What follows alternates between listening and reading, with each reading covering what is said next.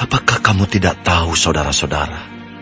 Sebab aku berbicara kepada mereka yang mengetahui hukum, bahwa hukum berkuasa atas seseorang selama orang itu hidup.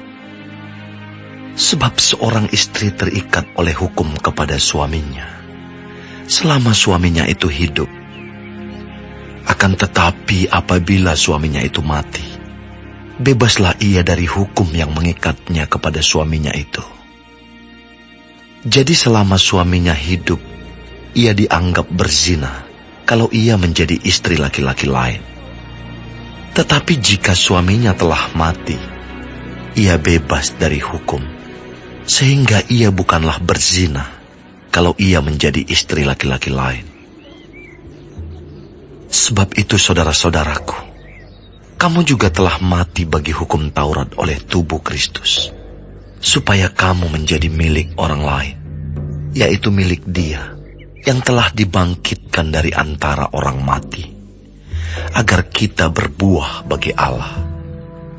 Sebab waktu kita masih hidup di dalam daging, hawa nafsu dosa yang dirangsang oleh hukum Taurat bekerja dalam anggota-anggota tubuh kita, agar kita berbuah bagi maut. Tetapi sekarang kita telah dibebaskan dari hukum Taurat, sebab kita telah mati bagi Dia yang mengurung kita, sehingga kita sekarang melayani dalam keadaan baru menurut roh, dan bukan dalam keadaan lama menurut huruf hukum Taurat. Jika demikian, apakah yang hendak kita katakan? Apakah hukum Taurat itu dosa? Sekali-kali tidak. Sebaliknya, justru oleh hukum Taurat aku telah mengenal dosa. Karena aku juga tidak tahu apa itu keinginan, kalau hukum Taurat tidak mengatakan, jangan mengingini. Tetapi dalam perintah itu, dosa mendapat kesempatan untuk membangkitkan di dalam diriku rupa-rupa keinginan. Sebab tanpa hukum Taurat, dosa mati. Dahulu aku hidup tanpa hukum Taurat. Akan tetapi sesudah datang perintah itu, dosa mulai hidup. Sebaliknya aku mati. Dan perintah yang seharusnya membawa kepada hidup, ternyata bagiku justru membawa kepada kematian. Sebab dalam perintah itu, dosa mendapat kesempatan untuk menipu aku. Dan oleh perintah itu, ia membunuh aku. Jadi, hukum Taurat adalah kudus, dan perintah itu juga adalah kudus, benar dan baik. Jika demikian, adakah yang baik itu menjadi kematian bagiku? Sekali-kali tidak.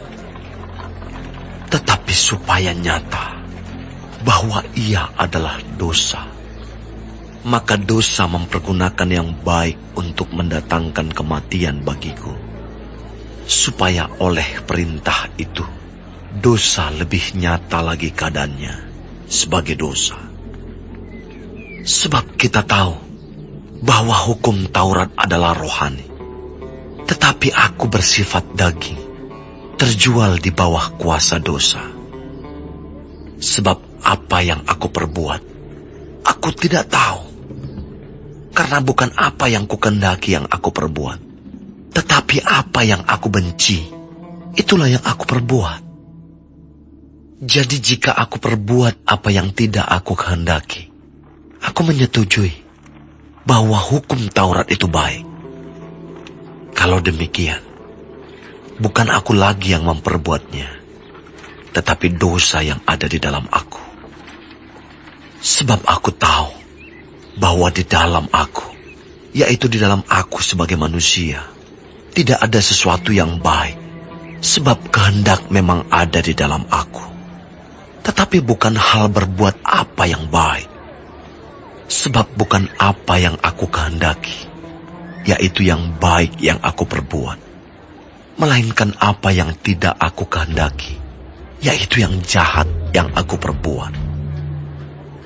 Jadi, Jika aku berbuat apa yang tidak aku kehendaki, maka bukan lagi aku yang memperbuatnya, tetapi dosa yang diam di dalam aku. Demikianlah aku dapati hukum ini. Jika aku menghendaki berbuat apa yang baik, yang jahat itu ada padaku. Sebab di dalam batinku, aku suka akan hukum Allah. Tetapi di dalam anggota-anggota tubuhku, aku melihat hukum lain yang berjuang melawan hukum akal budiku dan membuat aku menjadi tawanan hukum dosa yang ada di dalam anggota-anggota tubuhku. Aku, manusia celaka. Siapakah yang akan melepaskan aku dari tubuh maut ini? Syukur kepada Allah oleh Yesus Kristus Tuhan kita. Jadi, dengan akal budiku aku melayani hukum Allah, tetapi dengan tubuh insaniku, aku melayani hukum dosa.